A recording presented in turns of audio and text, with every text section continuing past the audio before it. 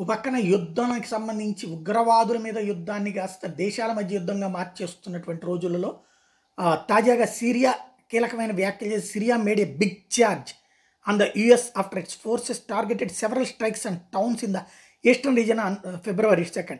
The Syrian Defense Ministry said that the US is trying to revive the Islamic State in the Middle East. It added that the area targeted by the American attacks in eastern Syria is the same area where the Syrian Arab army fights the remnants of the ISIS terrorist organization. ఇది మేము ISIS మీద ఎక్కడైతే దాడులు చేస్తున్నామో అదే ప్రదేశంలో సిరియాలో ఉన్నటువంటి మా ప్రదేశాల మీద మా సైన్యం మీద వచ్చి అమెరికా దాడి చేసింది. తద్వారా ISISని పెంచి పోషించేందుకు అమెరికా ప్రయత్నిస్తున్నట్టు కనబడుతోందని చెప్తుంది సిరియా.